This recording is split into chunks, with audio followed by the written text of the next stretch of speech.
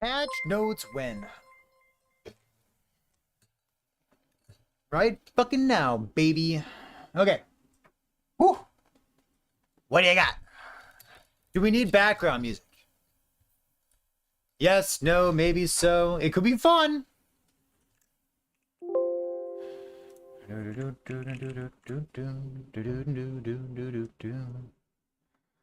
Could be fun. We could have background music.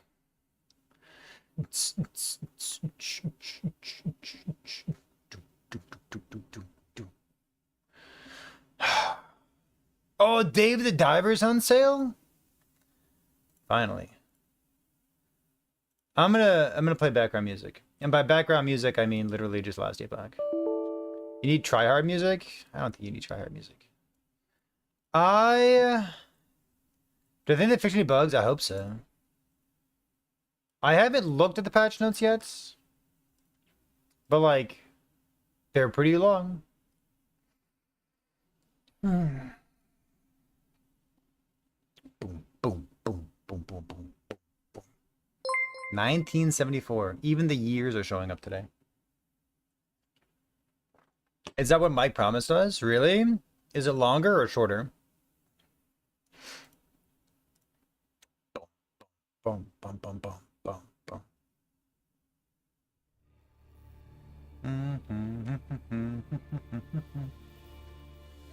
All right, beautiful. It's shorter. Am I willing to read through it? Because they said it was going to be so long that nobody was going to be willing to read through it. And am I willing to read through it? Is a good question. All right, listen. I got nothing to follow up. You want to read the patch notes? Should we wait for 2 minutes? I don't think we need to. I think I let the intro run long enough that I don't need to wait any longer. Let me check real quick. I'll wait for 1.5 minutes. How about that? We'll call it 15 minutes and then we'll start reading. 2 minutes.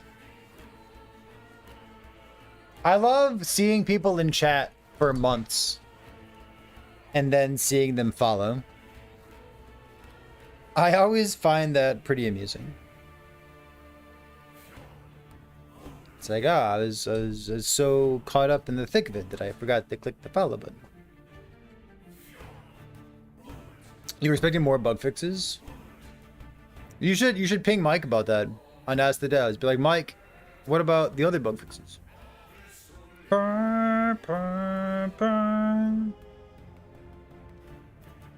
What about that bug that I reported? Alright,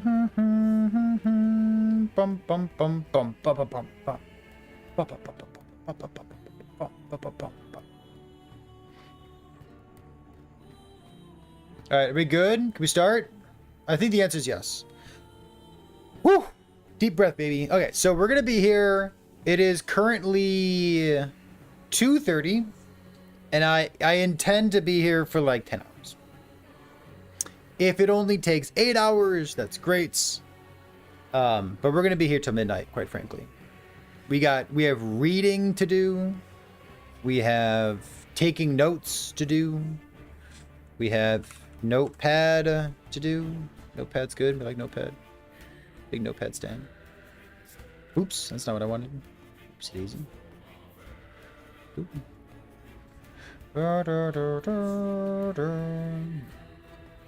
Click this button real quick. This button. Okay.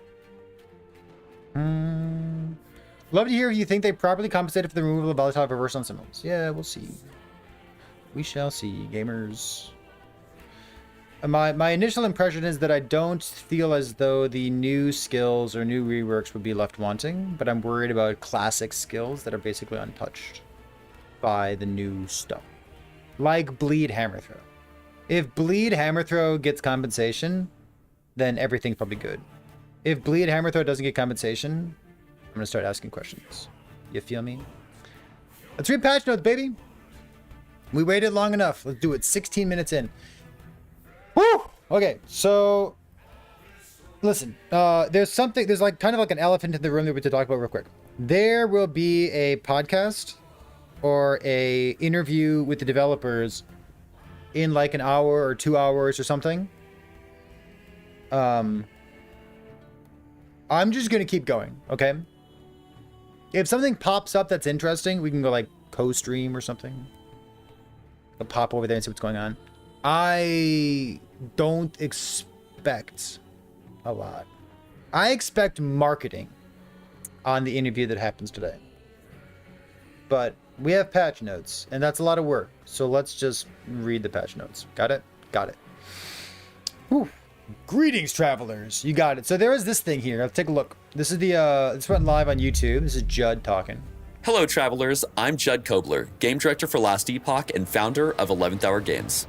I'm excited to tell you more about the long anticipated content coming in Season 2 called Tombs of the Erased, releasing on April 17th. For Season 2, we took more time and focused on the things that our players were telling us they'd like to see next, like expanding the endgame, more content variety, balance, and more. Season 2 is truly a massive update, and there's plenty to cover, so let's dive in. In Season 2, you are introduced to the Woven, a new in-game faction. Their followers worship the Weaver, a titan who seeks to create a new world free from the void and other imperfections. When exploring the Monolith of Fate, you'll encounter procedurally generated tombs and cemetery side zones, in which the Weaver has been experimenting with souls and memories to make her new world. The Woven seek to perfect the Weaver's design by sending the traveler to the tombs and cemeteries to cull her flawed creations. These tomb and cemetery side zones are the foundation for interacting with our new in-game systems in Season 2. Inside these zones, you'll find the Woven, who have captured souls for the Weaver and wrapped them in cocoons. Breaking these cocoons open will release the souls, which will then flee and possess nearby enemies. Possessed enemies gain new abilities and increased health and damage, and when slain drop Memory Amber, a new currency used in the Weaver faction. You'll want to collect as much Memory Amber as you can throughout the zones. Tombs and cemeteries will end with a unique boss fight that, if completed, will reward you with the ability to access the Woven Enchanter, which can enchant one of your class-specific idols. Enchanting an idol via the Woven Enchanter will add a new affix of a random tier and an amount of Weaver's Touch. Weaver's Touch is converted to randomly upgrade the affix applied and/or add an additional affix to the idol that can also be upgraded if there's additional Weaver's Touch to be converted, much like the Weaver's Will mechanic. These may have up to 2 enchanted affixes total. Wow, rage per This second while conversion of Weaver's Touch happens as you gain experience while having the idol equipped. The first enchantment of an idol is free. Re-enchanting the same idol costs Memory Amber each time and re-rolls a new enchantment affix, replacing the previous affixes. To keep non-class idols competitive, we've added new idol subtypes with more powerful modifiers as well. Completing a cemetery, the larger of the 2 types of side zones, will also give access to an altar of the Weaver. Altars are used to place the Weaver's constructed realities into the Echo Web, which take form as and are called Woven Echoes. Woven Echoes are a new special itemized type of echoes, glimpses into the Weaver's new world that introduce a lot of exciting new content and rewards to Last This is Epoch's 20 minutes endgame. long. Holy. These drop from enemies within tombs and cemeteries and can be purchased from the Woven faction NPC, Mask. Woven Echoes will provide new challenges and objectives, such as access to brand new bosses like the Draw Queen and Ignixoros the Antipode Dragon, or enhanced versions of existing bosses like Majasa with new abilities, and even an Uber version of the pinnacle boss Aberoth introduced in Season 1. But beware, defeating Uber Aberoth is only accomplishable by the most skilled players and powerful characters in Eterra. There are many powerful rewards tied to Woven Echoes, such as unique forges giving you special ways to craft items not found anywhere else in the game, access to new unique items only found by defeating these bosses, and even ways to accelerate in-game progression for alt characters by bringing a timeline's corruption up to match the corruption of another character's timeline.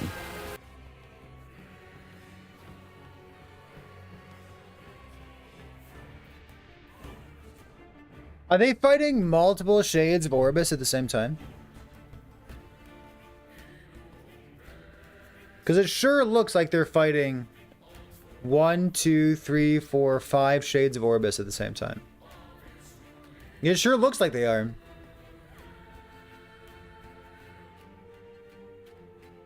Didn't we already see that in a preview? We have technically not seen this. You think it's in sequence? There's currently multiple of them on the board. There's this one here, there's this one here, and this one just spawned.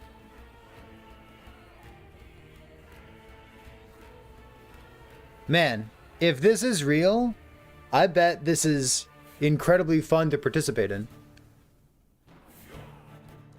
That's interesting. We'll go over some Woven Echoes momentarily. So far, there are That's 30 so pretty! What is this? Light in my video game? 7 different types of Woven Echoes being introduced with Season 2 and more to come. Wow. Once you've found and completed your first cemetery, you'll catch the attention of Mask, the Weaver's High Priest, who will bring you to the Haven of Silk to tell you more about the Woven and then invite you to join them. Joining and gaining rank with the Woven will allow you to unlock more Woven Echoes and give you access and points to spend in the new Weaver's Tree. The Weaver's Tree allows you to influence the encounters and rewards in the Monolith of Fate, providing more agency over your in-game experience. Some options include having a chance for Arena Echoes to be replaced with Super Arena Echoes, which contain champion enemies, or having items with Weaver's Will be rolled twice and keeping the higher value of the two, or sometimes letting a Shade of Orbis ambush you in your Echoes for additional drops and challenge. That's so sick. Some key nodes allow items and Woven It really Echoes to be does. imprinted into the tree, yielding different effects. Like imprinting a Woven Echo, giving it a chance to spawn in your Echo Web without placing it via the altar of the Weaver in cemeteries. Or I have a question. How come in all the spoiler stuff where they're like walking around showing us what these things to do, make it how come placing it every via- single time they're playing a fucking marksman? What? Ah! the altar of the Weaver. Or imprint an item and there will be a chance for enemies in regular Echoes to drop a pile of items similar to the imprinted one. There are many fun and exciting options in the Weaver's Tree that allow you to shape your end-game experience. Did you not and loot see hunt. Heartseeker? We can't wait to hear your feedback. I heard Meteor Now is that we've big. covered the basics, let's talk about a bit more of the interesting itemization and crafting options coming with Season 2, largely enabled via these Woven Echoes. In Season 2, we're introducing set item crafting, which can be accessed via the Great Bridge Woven Echo. Shattering a set item grants you 1 to 4 set affix shards you can then use to craft your own reforged set items. Each set item is associated with one specific shard unique to that set item that when crafted onto an item makes it act as that set item. This means that you can craft your own reforged set items that count for the set's bonuses, and you can mix and match these by using the original set items together with the reforged set items. You can craft these onto different item subtypes. Only one type of set affix shard can be applied to any individual item, and this item cannot be used in legendary crafting via the Eternity Cache. We're also adding the ability to this. re-roll the Look at this legendary zone. potential of uniques via the Farsight Turtle Woven Echo. The unique must have at least one legendary potential. Rerolling the legendary potential possesses quite a significant risk, as if the legendary potential fails to go up, it will instead go down all the way to 0. This is a worthy risk, as many times to get an upgrade, you need to have more than one legendary potential. And even in the case that it ends up going down to 0, you can then attempt to upgrade it again via the Nemesis Egg, providing multiple new chances to turn an item that might not be an upgrade into an upgrade. In the Orden's Watch Judge the Woven Marksman Echo, main? you No, they can probably just replace use carbs attributes, footage. strength, dexterity, attunement, or a intelligence sentinel! with another, as long as the affix isn't sealed. This costs 1 forging potential from the item. The tier and roll range of the replaced affix will be preserved for the new affix. In the Gauntlet of Strife Woven Echo, Was that endurance threshold on a pair of gloves? roll range of the replaced Hey! Hey! The fuck is this? That doesn't exist! affix will be What? preserved for the new affix. In the can't Gauntlet do of that. Strife Woven Echo, you'll be challenged by a sequence of boss encounters, and by completing, you'll be rewarded with access to the Sacrificial Altar, which can be used to sacrifice a unique, Hackerman. legendary, Weaver's Will item or set item to re-roll the mod and implicit values of a matching item. The item being sacrificed needs to have equal or greater legendary potential or Weaver's Will. Rune of Research and Glyph of Insight have been removed and replaced by the Thaumaturgy device at the end of the Rune Prison Complex Woven Echo, where you can replace a prefix with an experimental affix on boots, gloves, or a belt. This makes the process of crafting experimental affixes much simpler. The exiled mages you encounter will have a chance to drop this Woven Echo. We're also adding some brand new crafting materials, such as Rune of Weaving, which speeds up your Weaver's Will and Weaver's Touch item conversions. Using a Rune of Weaving will convert some Weaver's Will or Touch to add additional affixes or affix tiers like you would gain by slaying enemies with the item equipped. Rune of Havoc, which shuffles the tiers of affixes of an exalted item. Sealed affixes are unaffected by this action. For example, you could potentially use the Rune of Havoc to change Tier 1 Strength to Tier 7 on an item that had a different affix at Tier 7 previously. Rune of Redemption, which rerolls exalted affixes to other affixes, preserving tier and roll range. Again, sealed affixes are unaffected. Another crafting update we believe you guys will be excited about is when using the Eternity Cache in Temporal Sanctum Tier 2 or above, you may now select one affix that is guaranteed to be applied to the legendary that you're about to create.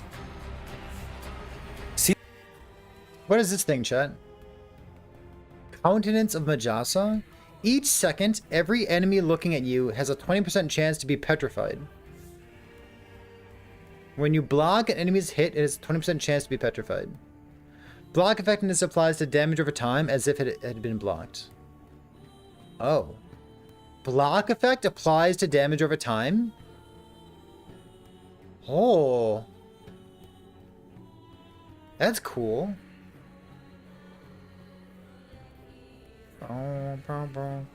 Up to a 20% chance. Yeah, like it'll be like 20% for normal, 10% for rare, and then like 5% for bosses or something. And like maybe can like only be petrified once. Season 2 brings an additional challenge for players with newly introduced champion enemies that spawn in the campaign, monolith, and dungeon. Champions are powerful versions of enemies with additional and altered abilities that spawn with 3 additional random modifiers, including 1 champion mod. They drop extra loot when killed and even have a small chance to drop much rarer loot. Dude, it's fucking like a huge. pile of unique items. I love big Champions monsters. also always drop an item with a sealed champion affix that depends on the champion's mod. +1 shadows. For example, a volcano champion will always drop a belt with a volcano champion's affix. A volcano champion will always drop a volcano affix. Chance to cast fire aura on crit, elemental damage, ward per second per active maelstrom. Current health converted to ward when using a necrotic spell. +1 shadows, +1 skeletons. Chance for lightning blast to chain 4 additional times. That's kind of hot. These mods have unique Where am I watching affixes this rarely from? Forum post. seen elsewhere and can be very powerful when used with the correct builds. We've made many updates to both the monolith and dungeons. Monoliths have new objectives, like slaying enemies until a cocooned item drops, which is a unique item that has a higher chance to have legendary potential when identified, or the need to seal deadly void rifts that have begun appearing in the echoes. You can now reach empowered monoliths on alts much more quickly, as we've made characters in the same environment share Monolith of Fate time. You can get to empowered monoliths on like a level 10 or 15 character if you really want to. It sounds like a nightmare, but technically you can. Line unlocks. We've improved arenas by having enemy waves spawn more quickly and increased enemies' movement speed so that they don't take as long to reach you. And we've updated Echo Spire objectives so that the spires are guarded by a mini-boss and only attack you once you've engaged the Guardian. This means that they will no longer shoot at you from all the way across the map. Oh, cool. For dungeons, we're introducing Dungeon Charms, which can modify a dungeon run. We're introducing 2 charms with this patch, one of which is called a portal charm. So maybe more that charms can be in the used to future? immediately portal to the boss of a dungeon and gain a random assortment of mods that you would have gained along the way. We've also added the Black Market Key Trader to Majelka's Upper District in the Divine Era, where you can exchange any 3 dungeon keys for a portal charm. In dungeons, you can now use a key to respawn either on the floor you've gotten to or at the boss, instead of needing to repeat the entire dungeon. Please, don't test this as a hardcore character. It will not save you. In Season 2, the Sentinel class is receiving a ton of updates, from small adjustments to skills to fully reworking others. Paladin and Void Knight are receiving major overhauls to their mastery passive trees, and Forge Guard is receiving some additions, like a passive allowing them to wield a two-handed weapon and a shield at the same time. Volatile Reversal I don't care if it's good. That looked really good, didn't it? Like, it looked visually... Like, look at this. This looks like a badass. Look at this guy right here. A two-hander and a shield. Volatile Reversal passive? Yeah, has passive. been completely reworked, including a brand new skill tree. By default, it is now a combo passive? traversal skill, where the first use of the skill sends you forward in time to a location to strike enemies in an area, while the second use sends That's you back healing in time hands, to your Crimson. original location, once again striking enemies in that area. You can build for melee or spell damage, and the tree offers some great interaction with other skills like Devouring Orb. We've renamed Sigils of Hope to Symbols of Hope to free up the term for the planned skill sigil system coming later, and have updated its functionality. Symbols of Hope now automatically generate symbols for you, meaning no spending mana or stopping to cast it. Actively using the ability now consumes the symbols to grant Ooh, it ward does look like Flame and Ward. temporary damage reduction. Devouring Orb at a baseline now also deals void damage over time in an area around it, and these Oh. damaging areas can stack. Its skill tree has been updated with cool new possibilities, including a node that instantly casts it for you whenever you move. No more numlock needed, and no more getting interrupted every time it casts. Ooh. Most Sentinel skills received a variety of small to moderate updates to improve their power and offer additional build options. Ooh. Examples include Multi-Strike that has been given more support to deal single target damage. If Devouring Orb does damage over time, can we revisit Ravaging Aura? Is there a chance? By allowing additional swords to hit the same target. Vengeance has been updated to include conversions to both Fire and Void. Rive can now be converted to Void. Javelin's Divine Fury and Siege Barrage nodes now work together. Hammer Throw has received buffs to non-spiraling nodes. Why is everyone in this chat mad again? There's two people who are memeing on Forge Guard because I love memeing on Forge Guard. Forge Guard is not sufficiently strong right now. Doom Devouring Orb. We'll talk about that. Forge Guard is like not sufficiently strong as a differentiator between it and the other two masteries right now. And the assumption was Forge Guard is going to get some extra changes this patch because it got one passive changes and then it should get another passive changes. The same way that Shaman got one passive changes, then it got a second patch, and the second patch for Shaman made it good. So Forge Guard got one patch, and then it's got the 1.2 patch. So like Forge Guard, so Void Knight looks great. Paladin, I don't know about Paladin, but like Void Knight, I like Void Knight. The only thing we know about Paladin initially is like the stuff that converts to fire, like Volatile Reversal and whatnot. And there's a node that gives you lightning damage over time. But like, what's Forge Guard do? What? Like, what's the difference between Forge Guard and Paladin?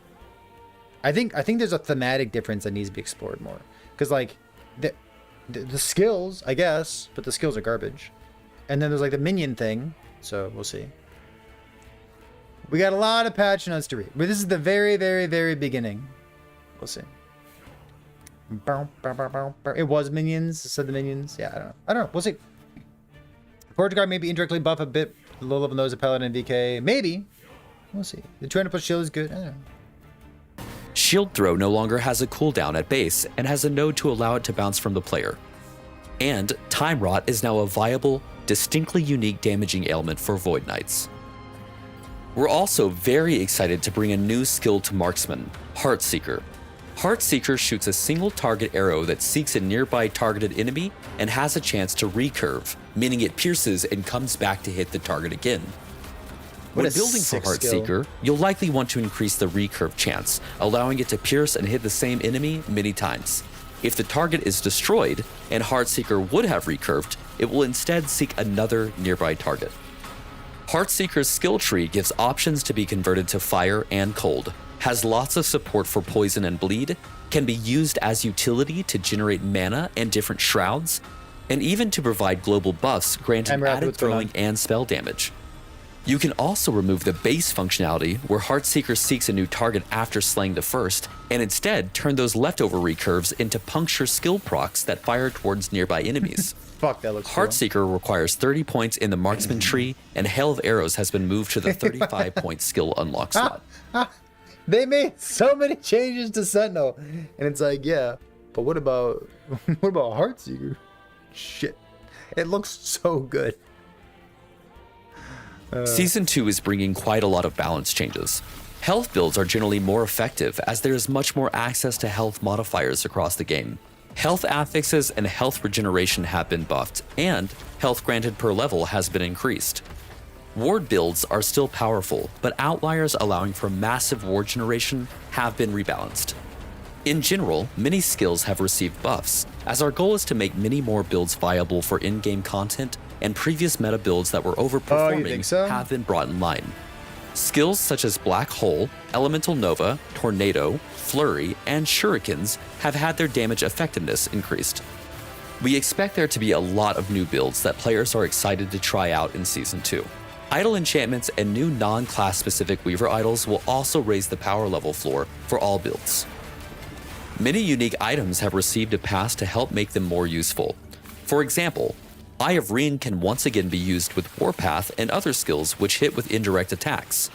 Boulder's Wrath can proc Earthquake twice as much as before, and Stormbreaker can now gain Storm stacks instead of a small chance to cast Lightning Storm Strike. stack thing is so cool. We've also applied some quality of life updates to multiple skills, like Warcry's Berserk lasting 50% longer. Dreadshade no longer has a duration. You can hold 3 black arrows from Darkquiver at once. That's so and good. We've increased the amount of shortcutting you can do with movement skills by increasing the distance you can travel with them over gaps. Loot lizards will spawn a bit less baseline in Season 2, but there will be more scenarios where you'll be excited to find them, arrows from Darkquiver at once. That's so by increasing the distance you can travel with them over gaps.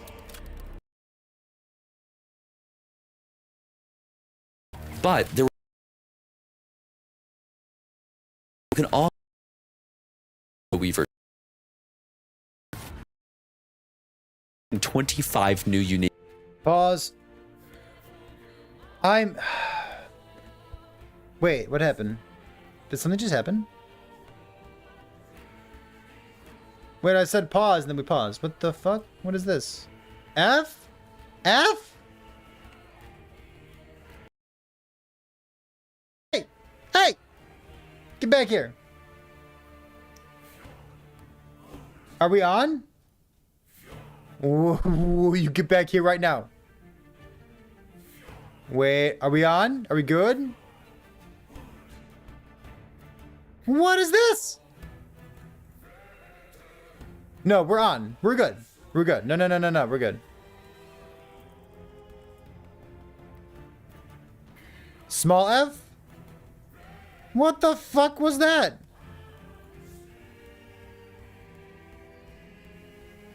What on earth? The video's very choppy. Well, the video's paused right now. I'm good now. PowerPoint stream. Refresh the stream.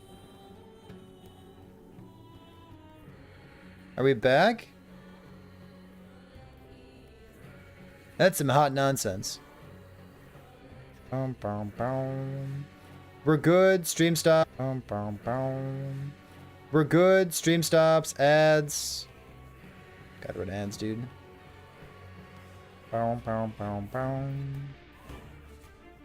It looks good on my side. F5. It does currently. Oh my god. It dropped again. It just dropped again. Look at that.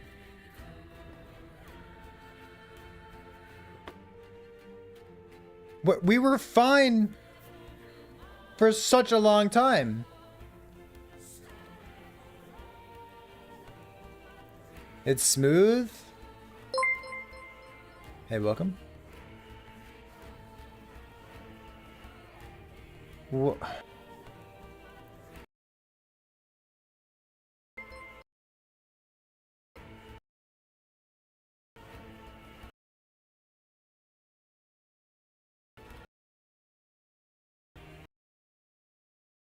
That's so infuriating. Comcast. I don't have Comcast anymore. It's really frustrating.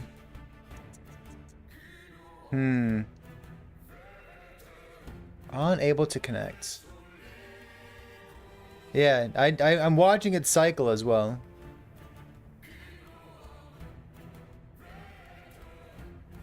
All right, if it drops again, it's currently good as I talk. If it drops again, I'm gonna restart the router.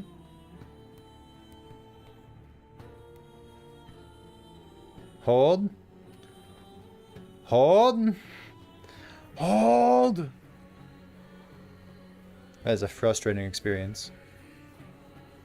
App on the video, but the audio is fine. You should refresh. Bum, bum, bum, bum, bum. Alright. Time to move to a real country. Big mood. Hold! Bum, bum, bum, bum. But it's in 24 hours. Okay, everything's fine. I like addressing problems when they arise. If that happens again, I'm going to restart my router. We're fine. Everything's fine. Everything's completely fine. I'm going to continue watching here. They're about to run through a bunch of unique items.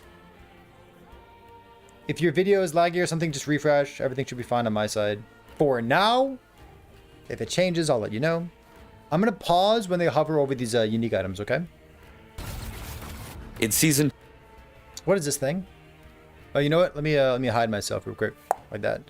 This is +1 max Veil Spirits per attunement. Veil Spirits. Spirit Thorn says less cast speed. Gain a Veil Spirit every second. Health regen. Spell crit chance. It's a Primalist Relic with spell crit chance. That's it? Okay. Done. So we ignore all the text on this. It's just spell crit chance on a Primalist Relic. You know what this looks like to me?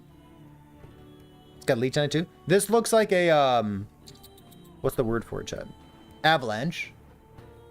This looks like avalanche to me. Avalanche is like low critical strike chance in the tree. And I remember trying to go. It's got leech on it too. This looks like a what's the word for it, Chad? Avalanche. To me, avalanche. Far. True. Yeah, it's a mountain item, but it's not a generic one. It's a good shout out. How's the dad life?